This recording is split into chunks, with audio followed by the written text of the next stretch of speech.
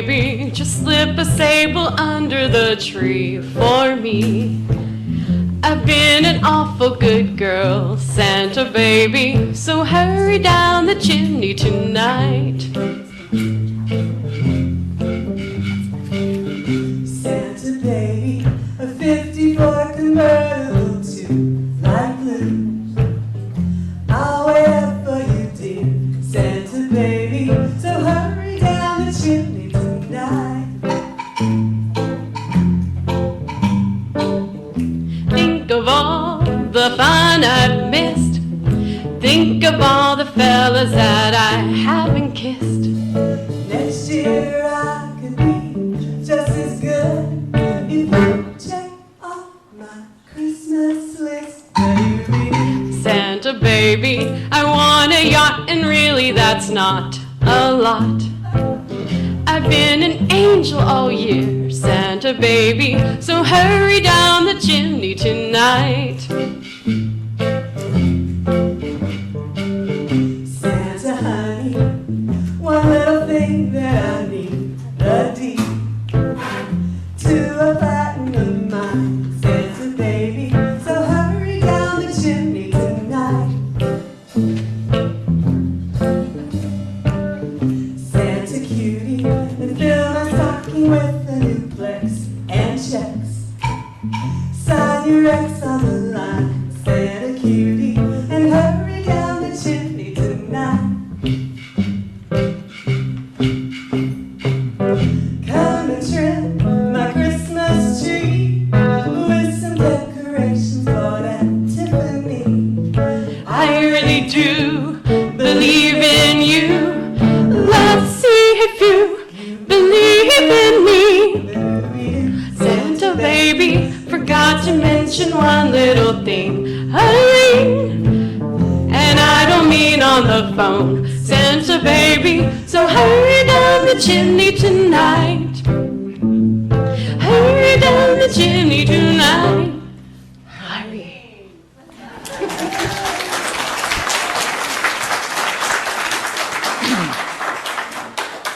Good morning, everybody. Good morning.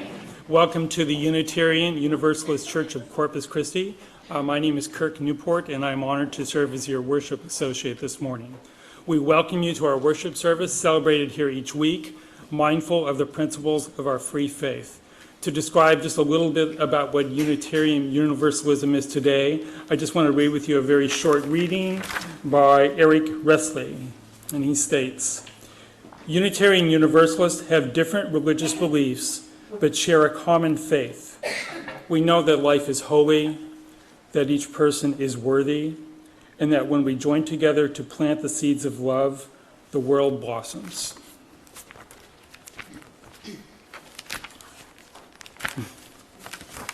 Although we practice a free faith, it is also one that requires responsibility.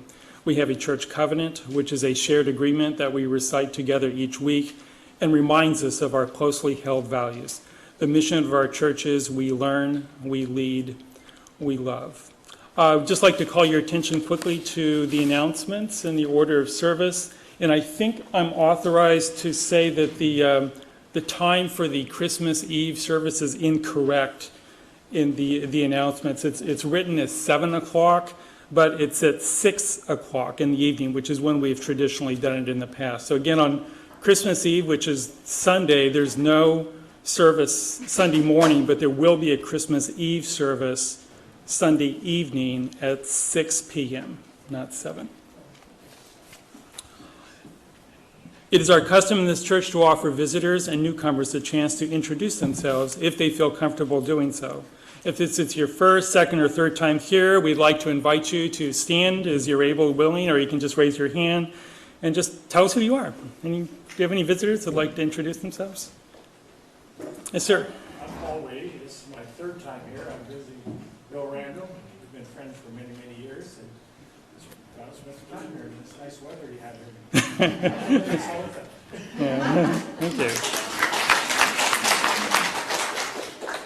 Any other brave souls? All My right. name's David. I've been here maybe 5 or 6 times, and I brought my friend Sarah, who's here for the first time.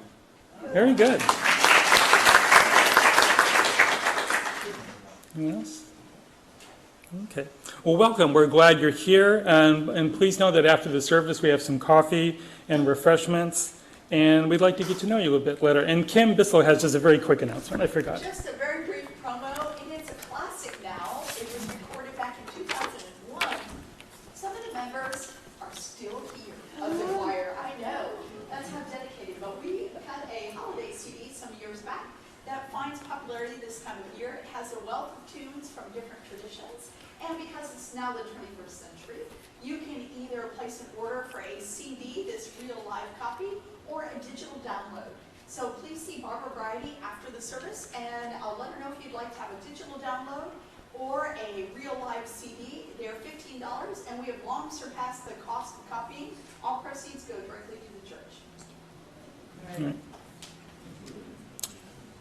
All right. We now invite you into a time of worship.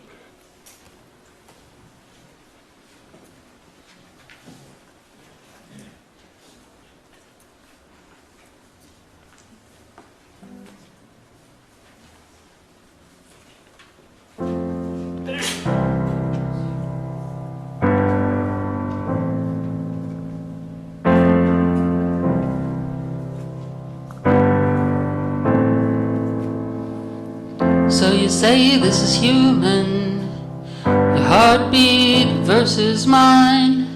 I'm in chains 'cause I'm choosing, showing love or living life.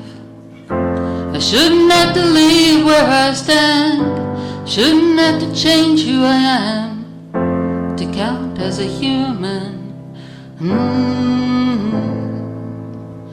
Feel my pulse with your hand on my heart, you know it beats just as hard as yours. Feel my pulse. Feel my pulse. Can't you see that I'm scarred? I'm just the same as you are, so just feel my pulse. I wish I could reach them, strip away what separates. It's the same air we're breathing, the same tears run down our face. So I don't have to leave where I stand, and I don't have to change who I am to count as a human. Feel my pulse with your hand on my heart, you know it beats just as hard as yours. Feel my pulse. Feel my pulse. Can't you see that I'm scarred? I'm just the same as you are, so just feel my pulse.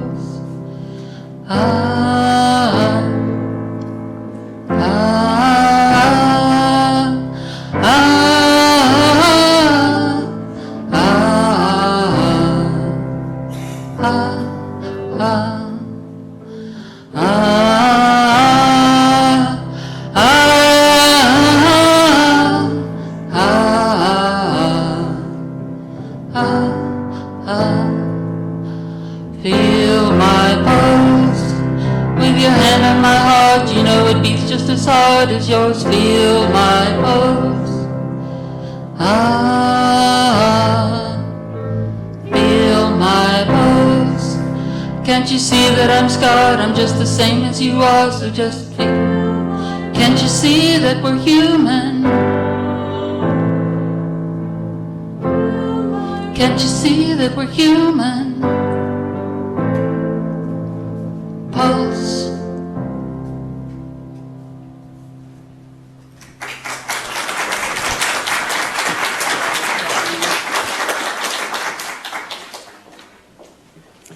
Good morning.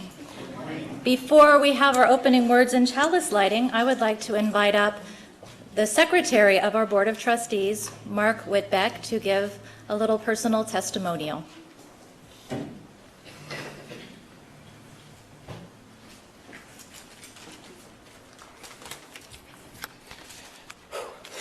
Hello, everybody. My name is Mark Whitbeck. I've been coming to this church for about 7 years. I am currently serving as a secretary on the board, but I'm not coming here today as a secretary of the board. I'm coming as a member of our congregation. After our last congregational meeting, I walked away filled with emotions, disheartened by certain events, almost traumatized in some regard. But then I reflected on our covenant, on why I'm here and why I'm you. Love is the doctrine of this church. You know, it's powerful. To dwell together in peace, to seek knowledge and freedom, it just means everything. They reflect exactly how I feel, those words. If I wanted dogma, if I wanted orthodoxy, I'd go to a different church. But this is the place where I feel loved and welcome. Here it's different. Here no one has to believe exactly the same thing. Here we are appreciated for our differences. We don't have to believe the same thing, behave the same way, and through life's ups and downs, we still love one another. And I love each and every one of you. You all mean the world to me. Regardless of our opinions, we all want what's best for our church. We work together to make this a better church. Even if we struggle at times, we accomplish our goals, and we're doing it together. Together we are strong, and together we can all make a difference. Together we can all believe and love. Thank you.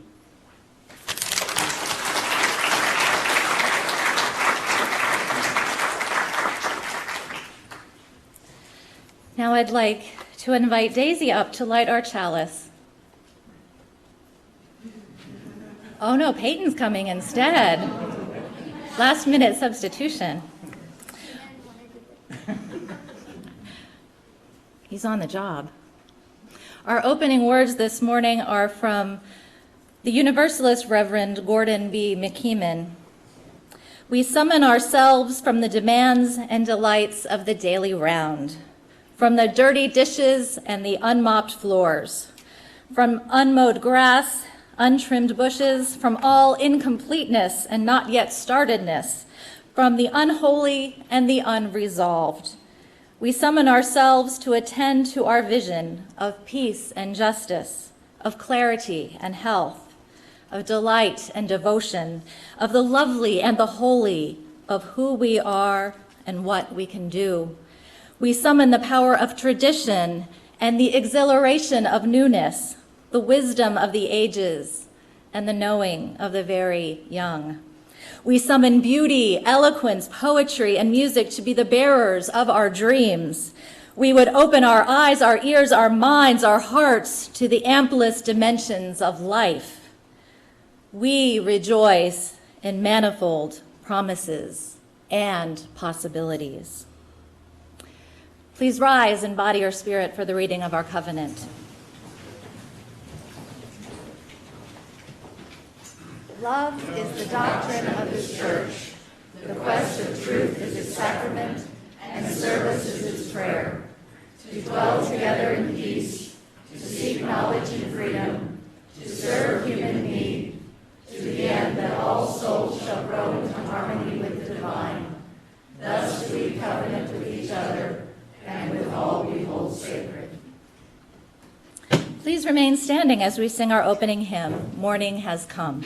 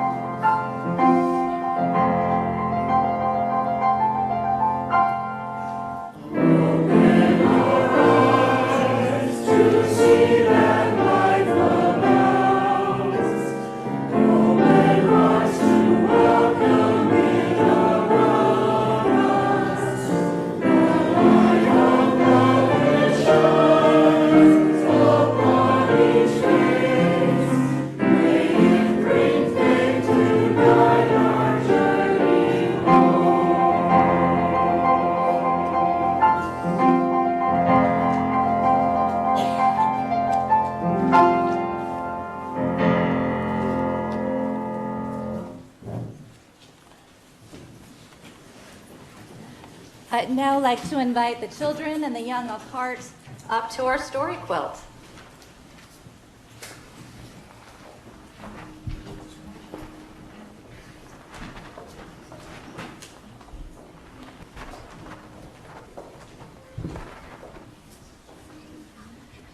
Hey guys, how are you doing today? Good. Good, all right. I see some smiles. That's always a good thing. So, I'm going to tell you about my friend today. And my friend happens to be 89 years old. Now, do you all know anybody who's 89 years old? Yes. Yeah. You do? That's great, because 89-year-olds have a lot to teach us, right? They've lived a while. They know things. And my 89-year-old friend is also not only my friend, but he's my mentor. Do you know what a mentor is? What's a mentor? A mentor is someone who guides you through things and teaches you how to do it. A mentor is someone who guides you through things and teaches you how to do it. That is an awesome definition. That's better than I could have done. So this is my friend and mentor. This is the Reverend David Hicks McPherson. This is what he looks like. And the adults can't really see this, but you'll get to see him on the big screen later in the service. So when I decided to become a minister, I'd known Reverend Dave for a long time.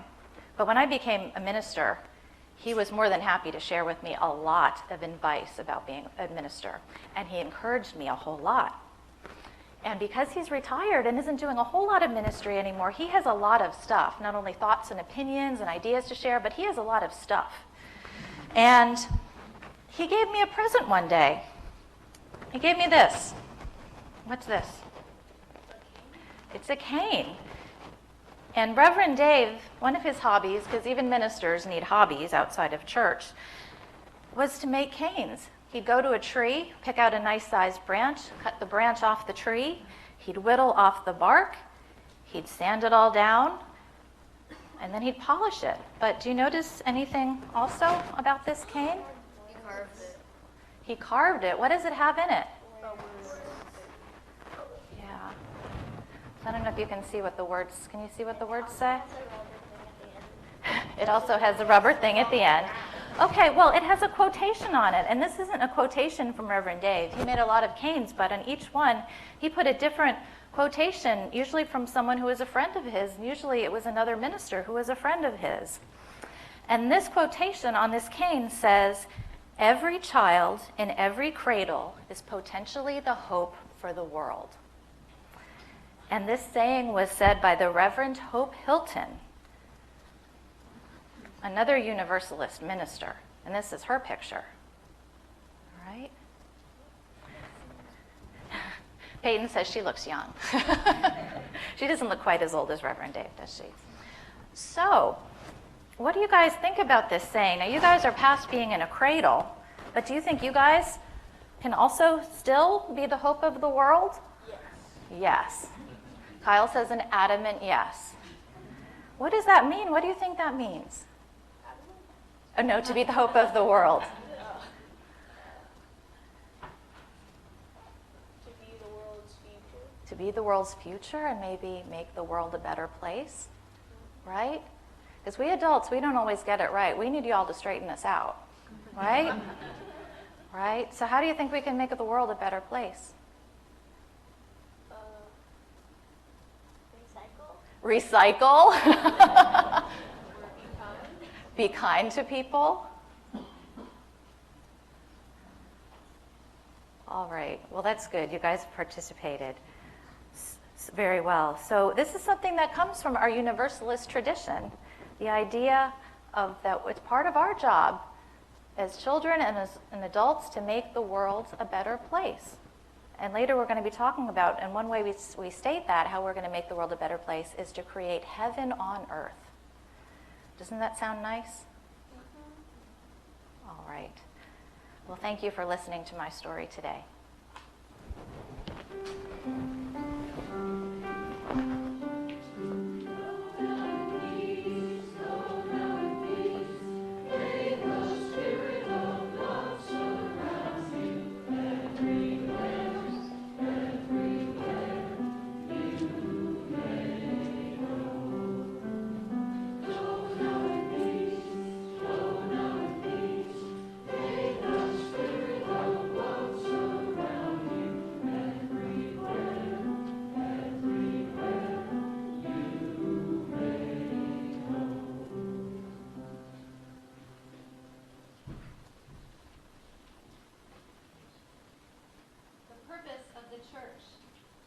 I forgot to switch microphones.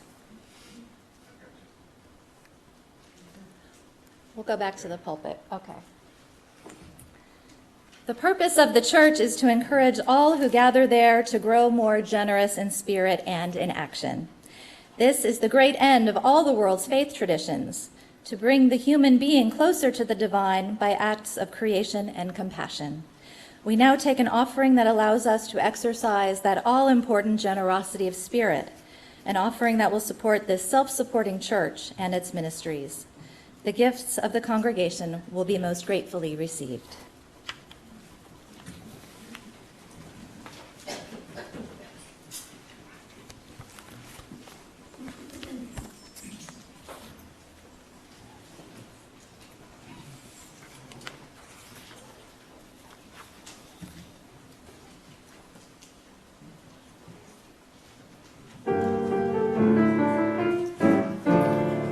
Hanukkah, time of celebration. Sing we a Hanukkah, the feast of lights. Hanukkah, this is early singing, relative to the stories of his winter nights. And as we light the candles, gently brightly with flames of gold, may we remember and we celebrate the miracle of Hanukkah, families come together, sharing the memories of this festive time. Hanukkah, sounds of joy and laughter, down through the ages as the candles shine. Shine, candles, shine with the golden light, send your glow through the winter night, burn with the warmth of a steady glow, shine as a flame of long ago. Hanukkah, time of celebration, sing we have Hanukkah, the feast of lights. Hanukkah, voice of joy and singing, charges and stories of these time paradise. And as we light the candles, shining brightly with flames of gold, we remember and we celebrate the miracle of Hanukkah. And as we light the candles, shining brightly with flames of gold, we remember and we celebrate the miracle of Hanukkah. Hanukkah, the festival of lights. Hey!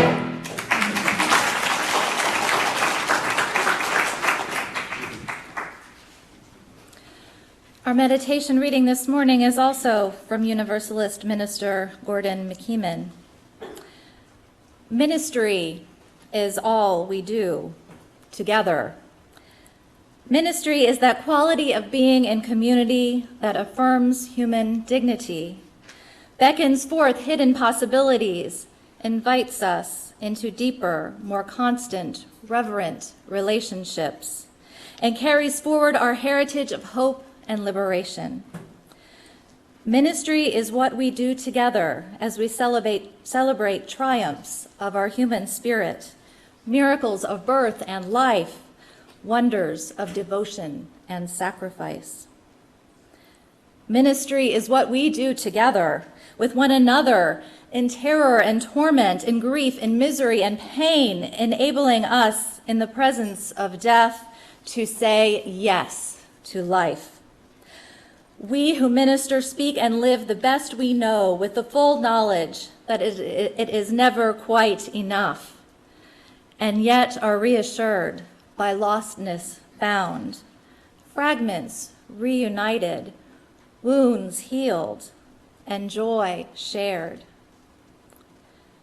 Ministry is what we all do together. After our silent meditation, when the music begins, I invite anyone who wishes to come up and light a candle representing the joys and sorrows we all hold in our hearts. I now invite you into a moment of quiet contemplation.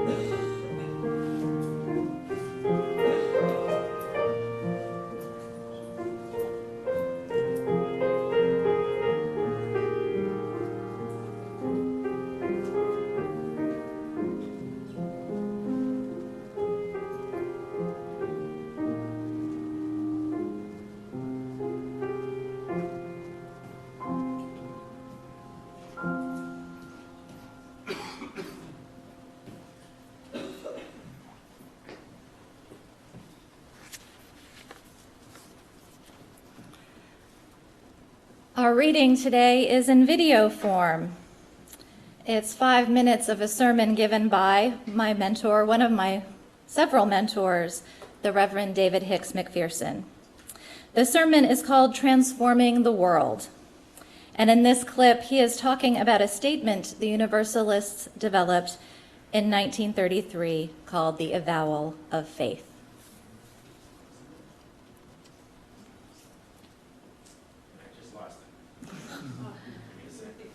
All right.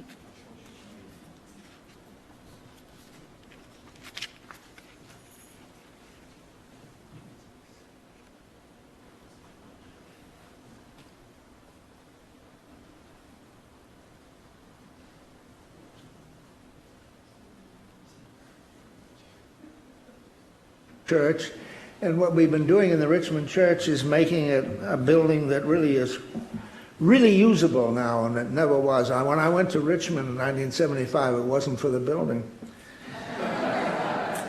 So I'm very proud of what you're doing, and I also am proud of your minister, Reverend Jennifer.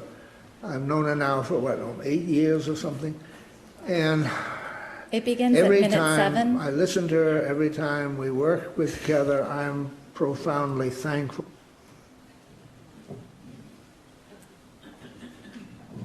In October of 1933, the Universalists got together. The Universalists and the Unitarians merged to form our present denomination. But the Universalists got together in Worcester, Massachusetts, and they, like the Unitarians, were tribal, right? They were tribal. They came up out of New England mainly. They were white. They were what you would call today Golden Rule Protestants. And some of them supported freedom for all Americans, and many of them didn't even think about it, because ministers then were supposed to, this is the Depression now, and they're supposed to preach happy things for people to make them forget the misery of the world. But they got together and they developed an avowal of faith. And it was, and it still is in my book, the most revolutionary theological statement which we have been able to make. It starts out with the usual Universalist and Unitarian affirmation of the Spirit of God. Then it comes to Jesus is no longer way up there on whatever it is. Jesus is leadership. But then comes the real issue. The next one is we avow our faith in truth known or to be known. That's the liberal method. The liberal method, why we're called a liberal faith, is because we believe that everyone has the right to seek truth. You have the right to use whatever sources you need to, the sciences, the arts, the humanities, scriptures, whatever it is, to find truth. Then you have the opportunity and the responsibility to live by what you found. That's really crucial. And then you have to make sure that what you're doing is not damaging other people. And organized religion has claimed all kinds of freedom for itself, but then turned its back on others in one program after another. What we have to understand is that most religions, major religions, including ours, are still tribal. We do not really conceive of ourselves as being sisters and brothers for the whole entire human family. And yet we are. We are. In the pulpit, when I once said sometime, Adolf Hitler was my brother, and I could hear people go, oh! But he was. He was. So was Joseph Stalin. So was Pol Pot. So was Idi Amin. So was everyone down the line who is frightened and hateful and ignorant and prejudiced and takes vicious action because of that. Now, the last part, the last section, which was so revolutionary and still is, they said that we avow our faith that people of good worth, people of whatever, I've lost the word, people of good heart, let's say it that way, will get together and we will, in this world, overcome all evil. People of goodwill and sacrificial spirit. I finally got it. I have an excuse at my age. That we will overcome all evil, and we will build on this earth. We build heaven on this earth. They said this in 1933 in October in Worcester, Massachusetts.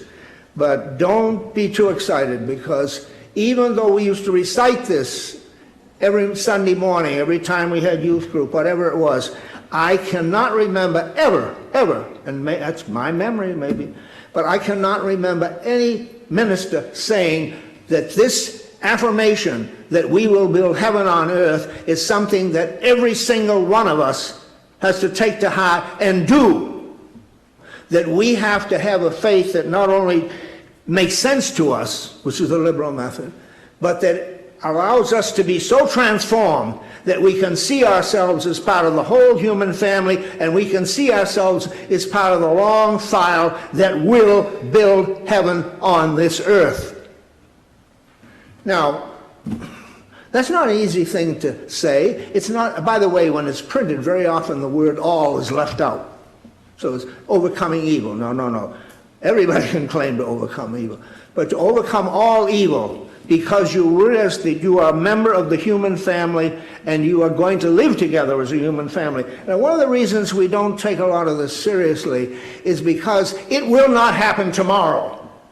It will not happen 10 years from now. It will not happen maybe 100 years from now. We have very, very small hopes for the human family, most of us as human beings.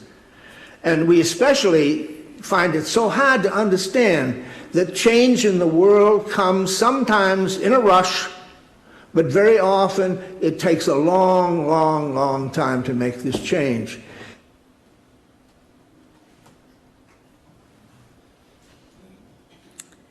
Please rise in body or spirit for our second hymn, Where My Free Spirit Onward Leads.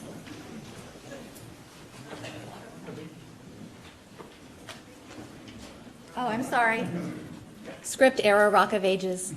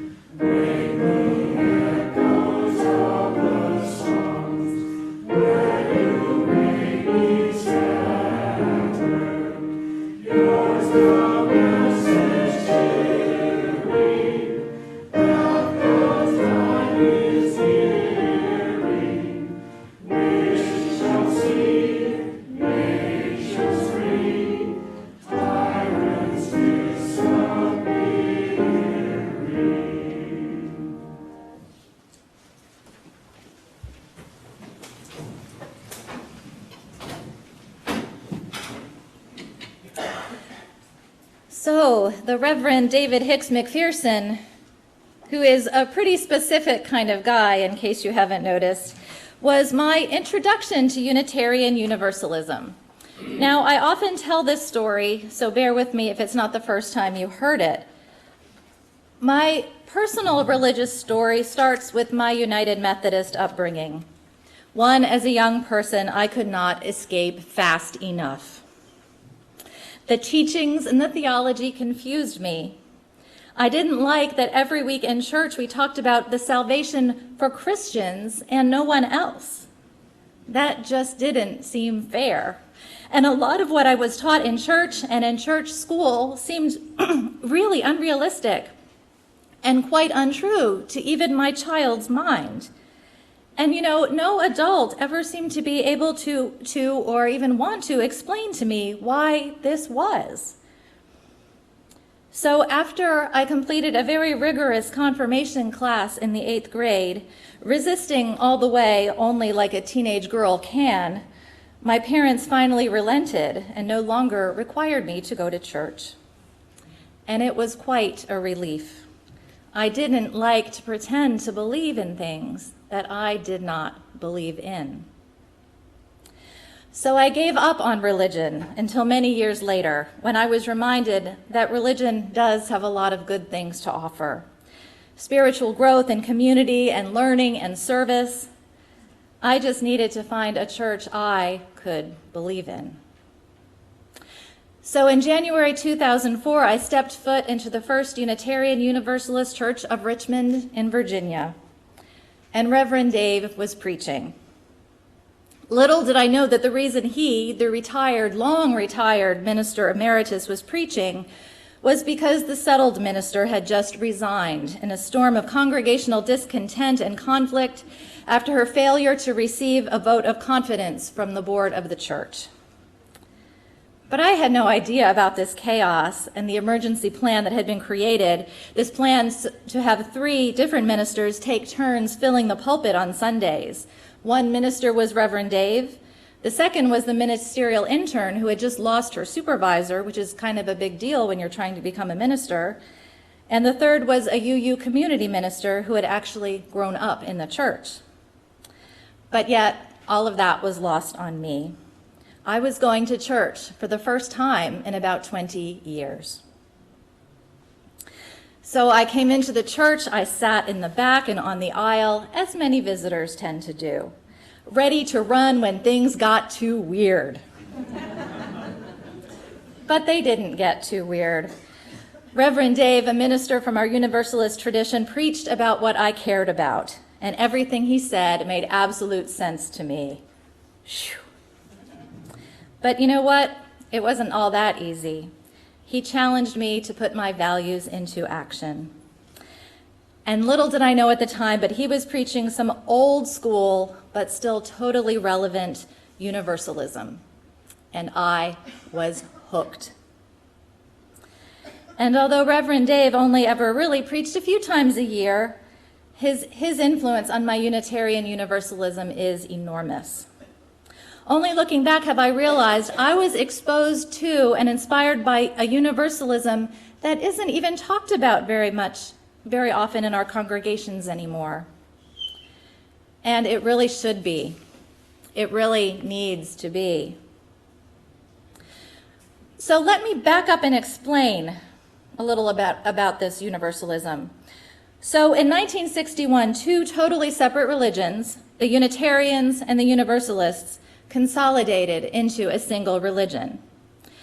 And although they were 2 separate religions from 2 separate traditions, they had a lot in common. They both used the liberal method. They believed in free inquiry and were not married to scripture and creed as sources of unchanging and absolute truth. But in the consolidation, unintentional or not, or unavoidable or not, the Unitarians ended up with the upper hand. At the time of the consolidation, the Unitarians were twice as big in number as the Universalists. The Unitarians were financially solvent, and their organizational structure was sound and efficient. The Universalists were struggling financially, and their organizational system was decentralized into numerous state conferences that all ran quite a bit independently of one another. There is good cause to say that the Universalists may have not survived as a religion, if not for the consolidation with the Unitarians.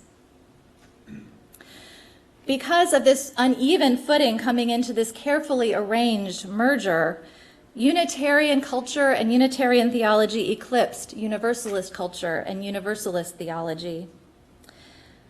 But the universalism still is here in our religion. It's in our principles and our values, but it's lost some of its power and urgency, that Reverend Dave kind of power and urgency in the process. You know, there's a famous quote about the difference between Unitarians and Universalists. I'm sure many of you have heard before. It was a quip from Thomas Starr King, who lived in the 1800s and served churches in both the Unitarian and Universalist movements. And when he was asked the difference between Unitarians and Universalists, he said, "The Universalists think God is too good to damn them forever. And the Unitarians think they are too good to be damned forever."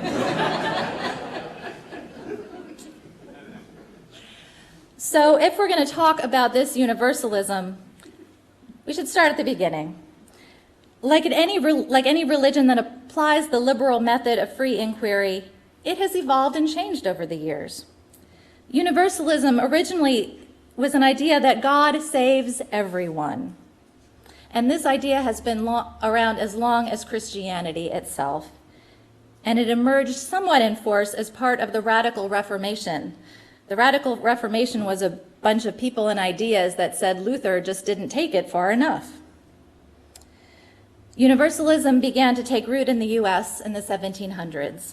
George de Benneville and John Murray were among its best known pioneers in America. And there's a famous quote attributed to John Murray that John Murray probably didn't say, but that's how often these old quotes go. It says, "You may possess only a small light, but uncover it. Let it shine. Use it in order to bring more light and understanding to hearts and minds. Give them not hell, but hope and courage.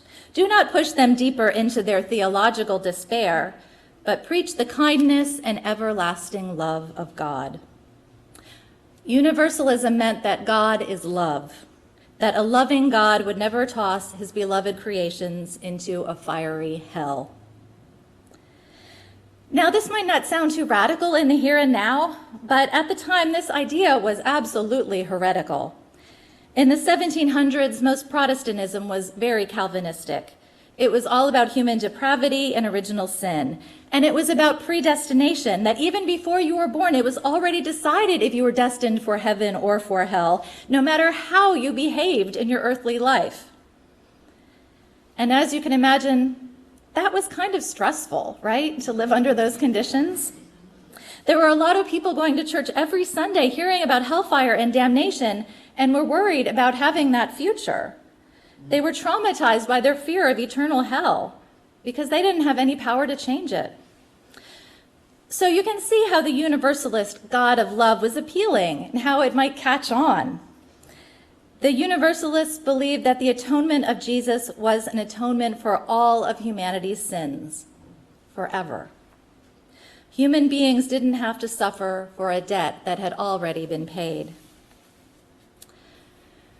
But of course, the no hell clause in universalism did create some issues. And universalists even struggled among themselves about the idea of salvation for all. Some universalists believed there was no hell for anybody, but others believed in a temporary hell for those who were in need of punishment for their earthly sins.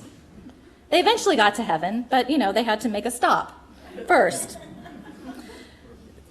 But the bottom line is that universalism caught on because it provided a more hopeful path than just about any other type of Christianity at the time. But then something happened. Soon, mainline Protestant churches began to become a little bit more universalist themselves. Whether they changed their underlying doctrine of predestination or not, they began to preach more about the loving God and not as much about hellfire and brimstone. This resulted in universalism losing its uniqueness. In business terminology, it had lost its market niche.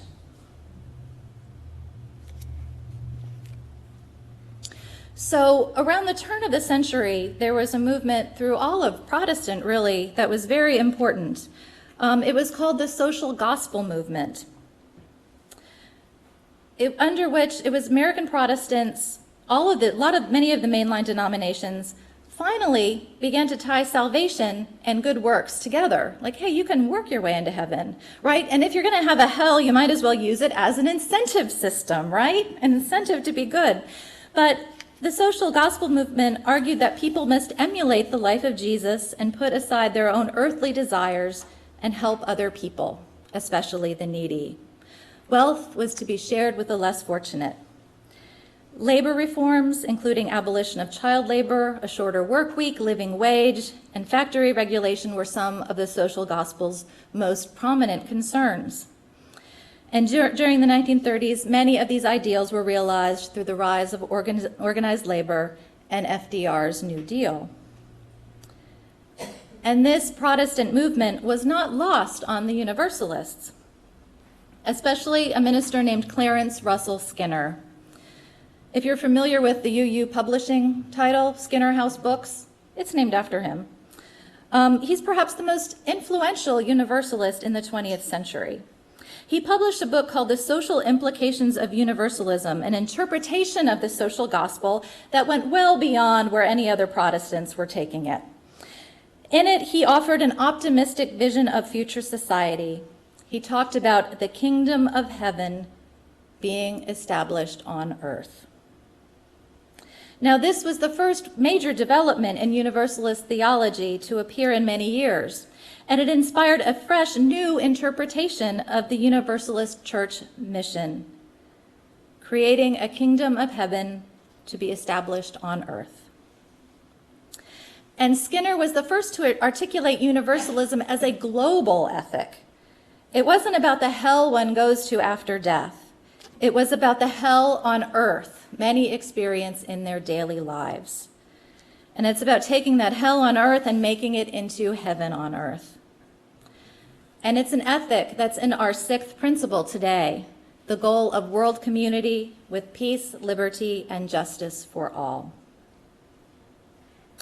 And Skinner's heaven on earth, this new take on universal salvation, wasn't just a practical exercise. For him, it was a mystical and spiritual one. He said, we must so expand our spiritual powers that we vastly increase our understanding and sympathy.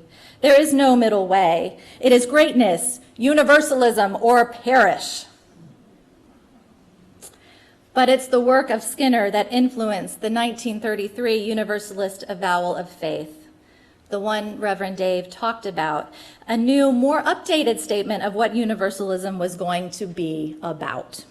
It said, the bond of fellowship in the Universalist Church shall be a common purpose to do the will of God as Jesus revealed it, and to cooperate in establishing the kingdom for which he lived and died.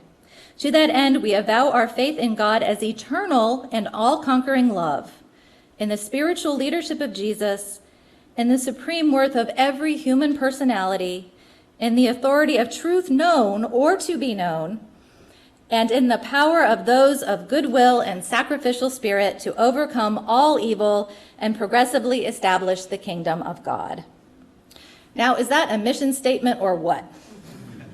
So I can see why Reverend Dave says it's the most revolutionary theological statement in our true two-tradition heritage. And most of that revolution is in that very last sentence, to overcome all evil and progressively establish the kingdom of God here on earth. But as Reverend Dave explained, this faith statement was a central part of his religious upbringing as a Universalist. He would have been about 5 years old when it was created, but yet he never remembered being asked to act on it. But you know what? He eventually did act on it anyway, over his 60-odd-year career in ministry full of social justice activity and rabble-rousing. Like Skinner, who is the Dean of Theology at Reverend Dave's school, he took universal salvation out onto the streets. And although he would never ever call himself a mystic like Skinner, in fact, Reverend Dave's told me that he's actually not all that spiritual. He considers himself a universalist humanist. The doing is rooted in the social gospel. Heaven on earth is more than something you just ponder. It's something you work to accomplish. So the seemingly impossible dream of universal salvation on this earth, that we will not stop until all are fed, have shelter, have medical care, can live in peace and equality and injustice, is worth working for, even if we can make only the tiniest dent. We must absolutely accept that we are truly one human family, and that we must build heaven on this earth, and we must overcome all evil. And may I ask, who but the UUs are both idealistic and stubborn enough to fight this battle? It's universal salvation, the call to build heaven on earth and restore the human family. You know, that's what keeps me coming back to our religion again and again, over and over. Yes, I really do like the variety of our religion. I like the learning. I like the community. But there's nothing like having a challenge to live up to. A lifelong goal, a world community with peace, liberty, and justice for all. And the feeling that my religion calls me to this day after day, week after week, month after month, year after year, to action. So that perhaps many, many years after I die, our human family will be restored and be whole. This is what gives me meaning and purpose. Because of this call to universal salvation, I must ask myself, what am I doing to build heaven on earth? Even if it's just a tiny little thing. What have I done to make anyone's life experience feel more like being touched by an angel rather than dancing with the devil? But you know, we UUs, on our way to becoming saviors, we trip ourselves up. We do this in a lot of different ways. And I'll leave you to ponder that question on how we get in our own way on individual and congregational and denominational levels. But I do hope that universal salvation can be a theology that all of us can believe in. Atheist, theist, polytheist, paganist, humanist, or Buddhist. Universal salvation should be something we can come together on. It can help us prioritize. It can provide common purpose and common ground, and it can call us to action. On just about every phone call I have with Reverend Dave, he usually ends by saying, "I still truly believe that our religion has the power to transform the world." And I know he means it. We have science and modern-day discoveries and invention. We can call upon the wisdom of endless sources. We can hold multiple truths at the same time. We are agile and flexible, and we can recalibrate when necessary. We can see beyond the artificial barriers of religion and nationality and creed and race and gender identity. And even when pressed really, really hard, we can get beyond our own opinions and preferences. So let's harness that transformational power. Corpus Christi can use a little bit more heaven right now. The state of Texas can use a little bit more heaven right now. Our country needs it, and our world most definitely can use a lot more heaven just about now. Together, we have the ability to turn hell into hope. May we take on this as our holy purpose and our holy work. Blessed be, and amen.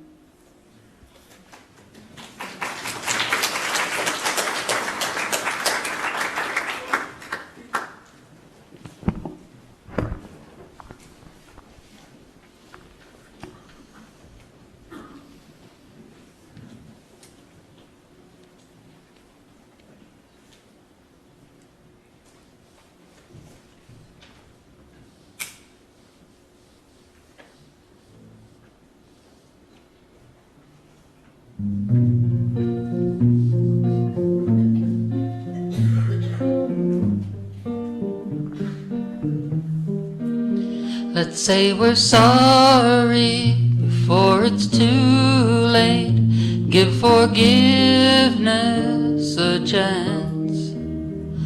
Turn the anger into water.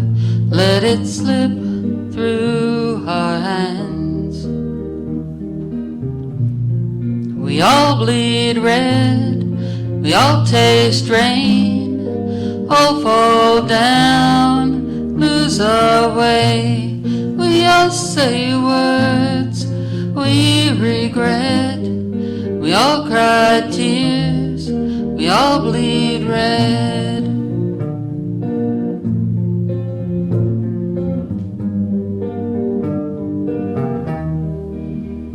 If we're fighting, we're both losing, we're just wasting our time. Because my scars, they are your scars, and your world is mine. You and I, we all bleed red, we all taste rain, all fall down, lose our way. We all say words we regret, we all cry tears, we all bleed red. Sometimes we're strong, sometimes we're weak, sometimes we're hurt, and it cuts deep. We live this life, breath to breath, we're all the same, we all bleed red.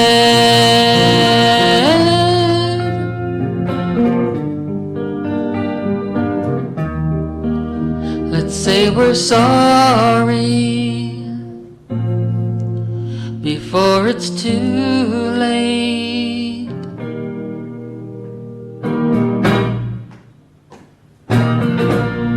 We all bleed red, we all taste strain, all fall down, lose our way.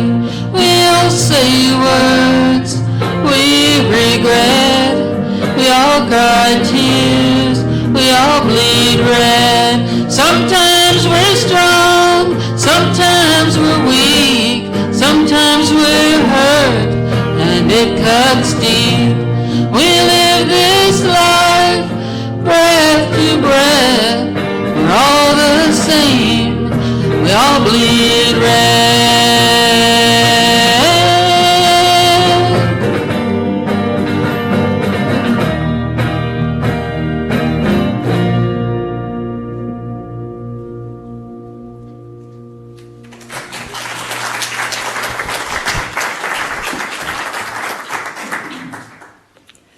Our closing words today are from the Reverend David Hicks McPherson.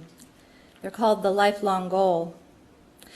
To wish for compassion, to pray for courage, to experience doubt, to bear sorrow, to strive for sureness, all of these are qualities for which each of us should be grateful.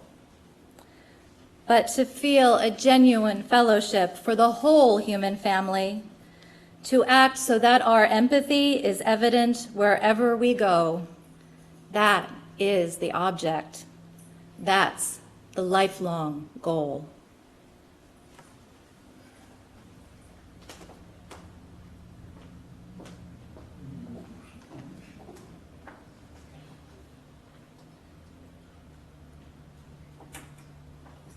Until we meet again, my friends, go in peace, walk in beauty, and blessed be.